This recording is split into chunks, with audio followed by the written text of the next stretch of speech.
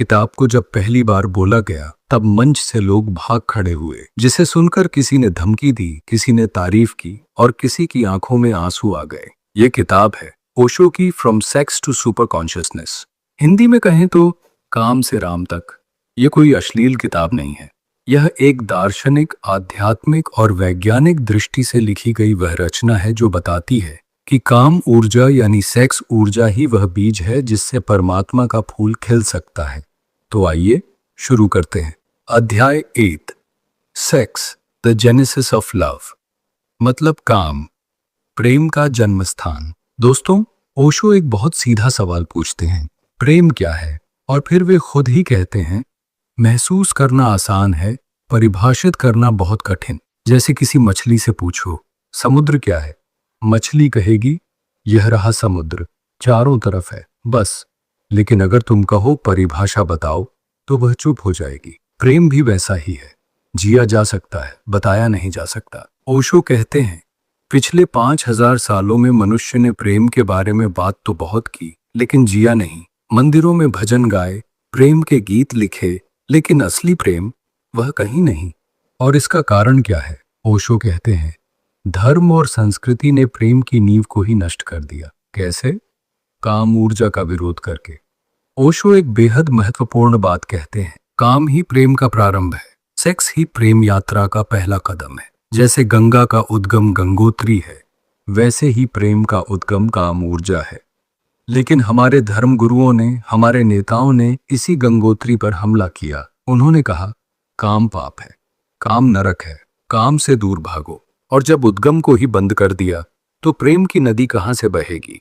ओशो एक बड़ा सुंदर उदाहरण देते हैं। कोयला और हीरा दोनों एक ही तत्व से बने हैं। हजारों साल की प्रक्रिया के बाद कोयला हीरा बन जाता है। अगर हम कोयले से नफरत करें, उसे फेंक दें, तो हीरा बनने की संभावना ही खत्म हो जाती है। उसी तरह काम ऊर्जा कोयला है, प्रेम और ध्यान उसे हीरे में बदलने की प्रक्रिया है। लेकिन हमने तो कोयले को ही दुश्मन मान लिया, तो हीरा कहां से मिलेगा? ओशो एक मजेदार कहानी सुनाते हैं। एक गरीब किसान के पास एक बार राजा ने बहुमूल्य कपड़े भेंट किए। एक दिन उसका पुराना मित्र आया। किसान ने वे कपड़े उसे पहनने को दे दिए, लेकिन जब वे दोनों बाहर निकले तो सब मित्र की तरफ देखते, किसान की तरफ कोई ध्यान नहीं देता। किसान ने मन में कहा, मैं अच्छा इंसान हूं, ऐसी छोटी बात नहीं सोचूं। लेकिन मन नहीं माना। जितना दबाया उतना और उभरा। पहले घर में उसने कह दिया, और कपड़े? वो मेरे हैं। दूसरे घर में उसने कहा, कपड़े उसके हैं, मेरे नहीं। तीसरे घर में कहा, माफ करना, कपड़ों के बारे में कुछ नहीं कहूंगा, क्योंकि मैंने कसम खाई है। ओशो कहते हैं, यही हाल पूरी मानव जाति का है। जिसे हम दबाते हैं वह और ज्यादा जोर से उभरता है। काम को दबाने से काम नहीं जाता, वह विकृत होकर चेतना में भर जाता है। पहला मूल सिद्धांत। ओशो पहला महत्वपूर्ण सिद्धांत देते हैं, काम की पवित्रता को स्वीकार करो। जितनी पूर्णता से तुम काम को स्वीकार करोगे, उतना ही उससे मुक्त हो जाओगे। जो लोग काम को दबाते हैं, वे उसके गुलाम बनते हैं। जो लोग उसे समझते हैं, स्वीकार करते हैं, वे उससे ऊपर उठते हैं। दूसरा मूल सिद्धांत, अहंकार। ओशो दूसरी बाधा की बात करते हैं। अहंकार यानी मैं। जब तक मैं है, तब तक दूसरे से पूर्ण मिलन नहीं हो सकता। एक कहानी, मोनार्क मिलिंद और बौद्ध भिक्षु नागसेन। राजा ने कहा, भिक्षु नागसेन, आपका स्वागत है। नागसेन बोले, कोई नागसेन नाम का व्यक्ति है ही नहीं, यह तो बस एक नाम है। राजा उलझ गया। तब नागसेन ने रथ को टुकड़े टुकड़े कर दिखाया। पहिया निकाला। क्या यह रथ है? नहीं। धुरा निकाला। क्या यह रथ है? नहीं। एक एक हिस्सा निकालते गए, अंत में कुछ नहीं बचा। अब रथ कहाँ है? ठीक वैसे ही मैं कहाँ है? ढूंढो, मिलेगा नहीं। जब मैं नहीं, तब प्रेम का उदय होता है। वह शून्यता ही परमात्मा है। अध्याय के अंत में ओशो एक मार्मिक कहानी सुनाते हैं। एक विशाल वृक्ष था। एक बच्चे से उसे प्रेम था। बच्चा खेलता, फल खाता, झूलता, वृक्ष खुश होता। बच्चा बड़ा हुआ, उसे पैसे चाहिए थे, वृक्ष ने फल दिए। घर चाहिए था, शाखाएं दी। नाव चाहिए थी, तना दे दिया। अंत में वृक्ष सिर्फ एक ठूंठ रह गया, और वह इंतजार करता रहा उस इंसान का जो कभी नहीं लौटा। ओशो कहते हैं, यही प्रेम है, देना और देते जाना, और यही परमात्मा है। यह था अध्याय 1, एक गहरा क्रांतिकारी विचार कि काम प्रेम का दुश्मन नहीं बल्कि प्रेम का जन्मस्थान है। अध्याय 2, from repression to emancipation, meaning दमन से मुक्ति तक। दोस्तों, दूसरे अध्याय में ओशो एक मछुआरे की कहानी से शुरुआत करते हैं। मछुआरे और रत्नों की कहानी। एक मछुआरा सुबह नदी किनारे गया। अंधेरे में उसके पैर तले एक थैली आई, रत्नों की थैली। लेकिन अंधेरे में उसे लगा ये पत्थर है। एक एक करके उसने पत्थर पानी में फेंके। जब सूरज उगा तब उसके हाथ में आखिरी रत्न था। तब पता चला वो हीरे थे। वह रोने लगा, मैंने क्या खो दिया। ओशो कहते हैं यही हाल हमारी जिंदगी का है। हम अज्ञान के अंधेरे में जीवन के रत्नों को पत्थर समझकर फेंकते रहते हैं। जब तक समझ आती है जीवन बीत चुका होता है। ओशो कहते हैं आज तक का धर्म जीवन केंद्रित नहीं, मृत्यु केंद्रित रहा है। मंदिरों में जाओ, बूढ़े लोग मिलेंगे। युवा लोग कहाँ हैं? वे जिंदगी जी रहे हैं। क्यों? क्योंकि धर्म ने हमेशा कहा यह जीवन व्यर्थ है, मृत्यु के बाद का जीवन असली है। लेकिन ओशो सवाल करते हैं अगर तुम यहां जीना नहीं सीखे तो वहां कैसे जियोगे? परमात्मा जीवन के अलावा और कुछ नहीं। जीवन से प्रेम ही परमात्मा की साधना है। काम ऊर्जा का सच। ओशो पूछते हैं मनुष्य की मूलभूत ऊर्जा क्या है? परमात्मा? नहीं। आत्मा? नहीं। सत्य? नहीं। काम ऊर्जा, सेक्स एनर्जी, ये वही ऊर्जा है जो पूरी सृष्टि में है। पौधा बीज बनाता है, यही ऊर्जा है। पक्षी गीत गाता है, यही ऊर्जा है। मोर नाचता है, यही ऊर्जा है। लेकिन हमने इस ऊर्जा को पाप कहकर गाली दी। मनोवैज्ञानिक कुएं का नियम है, रिवर्स इफेक्ट का नियम। एक नया साइकिल चालक सड़क पर चल रहा है। सड़क चौड़ी है, किनारे एक छोटा पत्थर है। वह सोचता है पत्थर से बचना है, पत्थर से बचना है, और वह सीधे पत्थर से टकरा जाता है। जिस चीज से हम डरते हैं, जिसे हम दबाते हैं, हम उसी के गुलाम हो जाते हैं। 5000 सालों से हम काम से भागते रहे और आज काम ने हमें पूरी तरह घेर लिया है। ओशो कहते हैं अगर मंगल ग्रह से कोई इंसान आए और हमारा साहित्य पढ़े, हमारी किताबें, फिल्में, पत्रिकाएं देखे, तो वह हैरान हो जाएगा। वह कहेगा इन लोगों के दिमाग में बस एक ही चीज है, सेक्स। और फिर वह उस इंसान से बात करेगा। वह इंसान आत्मा की, परमात्मा की, मोक्ष की बात करेगा। वह विदेशी हैरान हो जाएगा, यह इंसान दो अलग अलग जीव लग रहा है। यही है हमारी समस्या, बाहर से संत, अंदर से सेक्स। ओशो एक चौंकाने वाला तथ्य बताते हैं 98% मानसिक रोग काम दमन से पैदा होते हैं। जो ऊर्जा हमें ऊपर उठाने के लिए बनी थी, उसे दबाकर हमने अपने भीतर एक ज्वालामुखी बना लिया। बिजली का उदाहरण, करोड़ों सालों से बिजली आसमान में चमकती थी, लोगों को मारती थी। लेकिन जब मनुष्य ने उसे समझा, उससे दोस्ती की, तो वही बिजली पंखे चलाती है, घर रोशन करती है। उसी तरह काम ऊर्जा आज दुश्मन की तरह लग रही है, लेकिन जिस दिन हम इसे समझेंगे, यही ऊर्जा हमें परमात्मा तक ले जाएगी। खजुराहो का संदेश। ओशो खजुराहो के मंदिरों की बात करते हैं। उन मंदिरों की बाहरी दीवारों पर काम क्रीड़ा के चित्र हैं, लेकिन अंदर जाओ, कोई मूर्ति नहीं।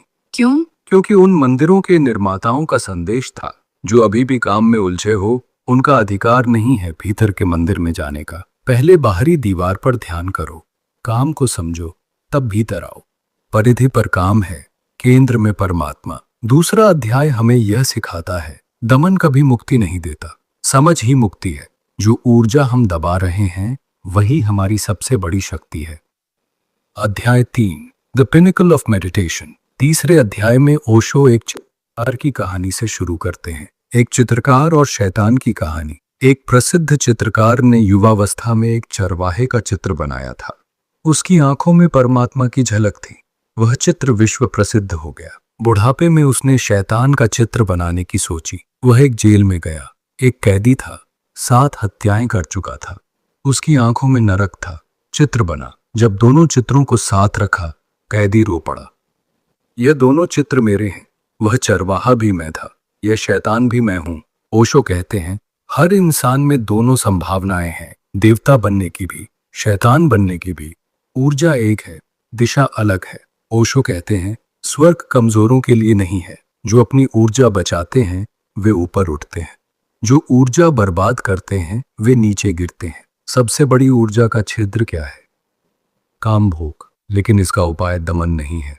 उपाय है एक नया द्वार खोलना। ओशो कहते हैं प्रकृति ने एक ही द्वार दिया है, काम का, लेकिन मनुष्य एक नया द्वार खोल सकता है, ध्यान का। जानवरों के पास भी काम का द्वार है, लेकिन ध्यान का द्वार, यह मनुष्य की विशेषता है। जिस दिन ध्यान का द्वार खुलता है, उस दिन से मनुष्य वास्तव में मनुष्य बनता है। ओशो एक क्रांतिकारी विचार देते हैं। काम का द्वार 14 वर्ष की आयु में खुलता है। यदि उससे पहले बचपन में बच्चे को ध्यान सिखा दो तो ध्यान का द्वार पहले खुल जाएगा। फिर जब काम ऊर्जा उठेगी, वह स्वाभाविक रूप से ध्यान की दिशा में बहेगी। लेकिन हम क्या करते हैं? हम बच्चों को बताते हैं सेक्स पाप है, गंदा है, नरक है। यह सुनकर बच्चा और जिज्ञासु हो जाता है। वह गलत जगह से गलत तरीके से सीखता है और विकृत हो जाता है। ओशो एक गहरी बात कहते हैं। जो माता पिता दिन में कहते हैं काम पाप है और रात को वही करते हैं, उनके बच्चे उन्हें पाखंडी समझते हैं। जो बच्चे माता पिता पर भरोसा खो देते हैं, वे कभी परमात्मा पर भरोसा नहीं कर सकते, क्योंकि बच्चे के लिए माता पिता ही उसके पहले परमात्मा होते हैं। ओशो दूसरा महत्वपूर्ण विचार देते हैं, बच्चों को प्रेम सिखाओ, लेकिन सिर्फ माँ को प्यार करो, बाप को प्यार करो, ये नहीं। सबको प्यार करने की शिक्षा दो। पत्थर को प्यार से उठाओ, दरवाजे को प्यार से बंद करो, सेवक से प्यार से बात करो, अजनबी से प्यार से मुस्कुराओ। जितना प्रेम भीतर बढ़ेगा, उतना काम का आकर्षण घटेगा। ओशो एक फकीर की कहानी सुनाते हैं। रात को मूसलाधार बारिश में एक यात्री आया। फकीर ने अपनी छोटी सी झोपड़ी में जगह दी। फिर 2 और आए, जगह दी। फिर एक गधा आया, उसे भी जगह दी। पत्नी ने कहा, जगह कहाँ है? फकीर बोला, दिल में जगह है तो झोपड़ी महल बन जाती है। ओशो कहते हैं प्रेम कभी कम नहीं पड़ता, प्रेम देने से बढ़ता है, घटता नहीं। तीसरे अध्याय हमने सीखा है, ध्यान को बचपन में सिखाओ। काम से पहले ध्यान का द्वार खोलो, प्रेम को विस्तार दो। एक से नहीं, सबसे प्रेम करना सीखो। काम और ध्यान मिलकर ब्रह्मचर्य का फूल खिलाते हैं। अध्याय 4, काम, महाशक्ति का परमाणु। चौथे अध्याय में ओशो एक स्कूल की मजेदार कहानी से शुरू करते हैं। शंकर का धनुष किसने तोड़ा? एक इंस्पेक्टर स्कूल में आया, पूछा, रामायण में शंकर का धनुष किसने तोड़ा? एक बच्चा उठकर बोला, सर, मैंने नहीं तोड़ा, मैं 15 दिन से स्कूल नहीं आया था। टीचर बोला, जरूर इसी ने तोड़ा होगा। हेडमास्टर बोला, कोई बात नहीं, हम ठीक करवा देंगे। ओशो कहते हैं यही हाल जीवन के सवालों का भी है। हम सवाल समझे बिना ही जवाब देने लगते हैं। तुमने हजारों बार सेक्स का अनुभव किया, लेकिन तुम सेक्स के बारे में कुछ नहीं जानते। जैसे कोई रोज बिजली का बटन दबाता है, उसे लगता है वह बिजली जानता है, लेकिन बटन दबाना और बिजली का विज्ञान समझना दोनों अलग हैं। कोई वैज्ञानिक काम शास्त्र नहीं बना, क्योंकि सबने मान लिया हम तो जानते ही हैं। अब ओशो एक बहुत गहरी बात कहते हैं, काम के चरमोत्कर्ष के क्षण में 2 चीजें होती हैं। अहंकार का विसर्जन, एक पल के लिए मैं नहीं रहता। समय का विसर्जन, एक पल के लिए भूत भविष्य नहीं रहता, केवल अभी है। यही समाधि है। ईसा मसीह ने कहा था, वहां समय नहीं होगा। यही अनुभव काम के चरमोत्कर्ष में होता है। इसीलिए मनुष्य इतनी बार काम में जाता है, क्योंकि वह समाधि की एक झलक चाहता है, लेकिन वह झलक एक पल में खत्म हो जाती है और हर बार वह ऊर्जा खर्च करके वापस आता है, खाली हाथ, थका हुआ। ओशो एक तुलना करते हैं, काम में मिलने वाली खुशी मोमबत्ती की रोशनी जैसी है, समाधि में मिलने वाली खुशी सूरज की रोशनी। जो एक बार सूरज देख ले, वह मोमबत्ती के पीछे क्यों भागेगा? ओशो एक व्यावहारिक सलाह देते हैं, काम के चरमोत्कर्ष को बढ़ाया जा सकता है। श्वास जितनी धीमी होगी, अनुभव उतना गहरा होगा, और अनुभव जितना गहरा होगा, समाधि की झलक उतनी लंबी होगी। यदि यह अनुभव पर्याप्त गहरा हो जाए, तो एक बार में ही मनुष्य सेक्स से परे हो सकता है, क्योंकि तब उसे पता चल जाता है, मैं इससे भी बड़े आनंद को जानता हूं। ओशो एक भविष्य का चित्र खींचते हैं। जिस दिन हम काम को पवित्र दृष्टि से समझेंगे, जिस दिन हम इस विज्ञान को सीखेंगे, उस दिन एक नई मानव जाति का जन्म होगा। ओशो, नीत्शे, अरविंद, सबने एक सुपरमैन का सपना देखा। वह सुपरमैन तभी आएगा जब हम काम को समाधि का द्वार बनाएंगे। चौथे अध्याय हमने सीखा है, काम एक परमाणु शक्ति है, इसे समझो, नफरत मत करो। हर काम अनुभव में समाधि की झलक है। श्वास को धीमा करो, अनुभव को गहरा करो। इस ज्ञान से एक नई श्रेष्ठ मानव जाति का निर्माण संभव है। अध्याय 5 काम से राम तक from lust to the lord. पांचवां और अंतिम अध्याय प्रश्नों का अध्याय। ओशो ने जब मुंबई में पहली बार यह विषय उठाया तो मंच से नेता भाग खड़े हुए। किसी ने गोली मारने की धमकी दी, लेकिन कुछ साहसी लोगों की आंखों में आंसू भी आए। वे आंसू कृतज्ञता के थे। उन्होंने पहली बार ऐसी बात सुनी जो उनके भीतर की किसी गांठ को खोल रही थी। काम से प्रेम, खाद से सुगंध। ओशो कहते हैं, खाद को घर के दरवाजे पर ढेर लगा दो, दुर्गंध आएगी। वही खाद बगीचे में डालो, फूल खिलेंगे, सुगंध आएगी। खाद की दुर्गंध फूल की सुगंध बन जाती है। वैसे ही काम की ऊर्जा प्रेम में बदल जाती है, और प्रेम ही परमात्मा है। काम के 3 स्तर। ओशो काम के 3 स्तर बताते हैं। 1, शारीरिक स्तर, देह का मिलन, सबसे ऊपरी, सबसे उथला। वेश्यालय इसी स्तर पर है। पूर्वी समाजों की बिना प्रेम की शादियां भी यही हैं। यहां स्थिरता होती है, लेकिन कोई गहराई नहीं। 2, मनोवैज्ञानिक स्तर, दिल का मिलन। प्रेम विवाह यहां तक पहुंचते हैं, लेकिन मन अस्थिर है, इसलिए तलाक होते हैं। पश्चिम का अनुभव इसी स्तर पर है। 3, आध्यात्मिक स्तर, आत्मा का मिलन। यहां समय नहीं रहता। एक बार का यह मिलन जन्मों जन्मों की तृप्ति देता है। यही है काम से राम तक का रास्ता। माँ और बेटे का प्रेम। एक प्रश्न आया, क्या माँ का प्रेम भी काम ऊर्जा का रूपांतरण है? ओशो कहते हैं, हाँ। बच्चा 9 महीने माँ के गर्भ में रहता है। उसकी सांस माँ की सांस है, उसका दिल माँ के दिल से धड़कता है। यह दुनिया का सबसे गहरा आध्यात्मिक मिलन है। माँ का प्रेम आध्यात्मिक काम ऊर्जा का सर्वोच्च रूप है। और इसीलिए जब पत्नी पति का प्रेम आध्यात्मिक स्तर पर पहुंचता है, पत्नी माँ बन जाती है, पति बेटा। गांधी जी की पत्नी कस्तूरबा के बारे में एक बार किसी ने गलती से कहा, यह आपकी माँ है। गांधी जी मुस्कुराए और बोले, यह गलती नहीं, सच है, वे अब मेरी माँ है। काम को मंदिर की दृष्टि से देखो। ओशो कहते हैं, जब पुरुष स्त्री के पास जाए तो मंदिर जाने जैसी पवित्र भावना हो। जब स्त्री पुरुष के पास जाए तो परमात्मा के पास जाने जैसी श्रद्धा हो। काम का क्षण सृजन का क्षण है। उस क्षण हम परमात्मा के सबसे करीब होते हैं। जो काम में पूजा भाव रखेगा वह काम से ही परमात्मा को पालेगा। ओशो को एक अनजान पत्र मिला, अगर ये बातें करते रहे तो गोली मार देंगे। ओशो ने मुस्कुराते हुए जवाब दिया, मित्र जल्दी मत करो, जब गोली मारोगे तो जो मैंने कहा वह अमर हो जाएगा। सुकरात को जहर दिया, वह अमर हो गया। ईसा को सूली पर चढ़ाया, वह अमर हो गए। मुझे गोली मारोगे, मैं भी अमर हो जाऊंगा। बिस्तर पर मरना मुझे पसंद नहीं। ओशो एक अद्भुत कहानी सुनाते हैं। एक पादरी रास्ते में जा रहा था। प्रेम ही परमात्मा है विषय पर उपदेश देने। रास्ते में एक घायल आदमी मिला, चाकू लगा था। पादरी ने सोचा, अगर रुका तो देर हो जाएगी। आगे बढ़ गया। घायल आदमी ने पुकारा, मैं जानता हूं तुम प्रेम पर उपदेश देने जा रहे हो। अगर मैं बचा तो बताऊंगा कि एक मरते हुए को छोड़ तुम प्रेम का उपदेश देने गए। पादरी डर गया, लौटा। पास आकर देखा, चेहरा पहचाना लगा। बोला, अरे मैंने तुम्हें कहीं देखा है। घायल बोला, हाँ मैं शैतान हूं। पादरी और मेरे पुराने रिश्ते हैं। पादरी ने कहा, तो मैं तुम्हें क्यों बचाऊं? तुम तो दुष्ट हो। शैतान हंसा, ध्यान से सोचो, जिस दिन मैं मर गया तुम्हारा काम बंद। पाप रहेगा तभी तो उपदेश देने का काम चलेगा। मुझे बचाओ, वरना तुम बेरोजगार हो जाओगे। पादरी ने उठाया और अस्पताल ले गया। ओशो कहते हैं, धर्म के ठेकेदार और पाप दोनों एक दूसरे के सहारे जीते हैं। जब तक अज्ञान है उपदेशक की दुकान चलती है। जब लोग जागेंगे उपदेशक की जरूरत खत्म। ओशो अंत में एक सपना देखते हैं, एक ऐसी पीढ़ी जो ब्रह्मचर्य से पैदा हो, जिसका जन्म योजना से हो, दुर्घटना से नहीं, जो प्रेम और ध्यान में पली हो। उस पीढ़ी को धर्म सिखाना नहीं पड़ेगा, वह धर्म जिएगी। उसे परमात्मा ढूंढना नहीं पड़ेगा, वह परमात्मा होगी। महावीर कभी कभी पैदा होते हैं, बुद्ध कभी कभी होते हैं, लेकिन वह दिन आए जब ऐसे लोग बहुतायत में हों।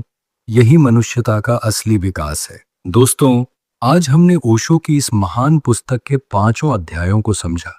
इस पुस्तक का सार एक वाक्य में, काम को दुश्मन नहीं दोस्त बनाओ। समझो, स्वीकार करो, रूपांतरित करो और काम ही राम बन जाएगा। ओशो ने यह बात 1968 में कही थी। आज भी यह उतनी ही प्रासंगिक है, शायद और ज्यादा। अगर इस वीडियो से आपको कुछ मिला, लाइक जरूर करें, चैनल सब्सक्राइब करें, कमेंट में बताएं ओशो की कौन सी बात आपको सबसे ज्यादा छू गई। मिलते हैं अगले एपिसोड में। नमस्कार। जय हिंद, जय भारत।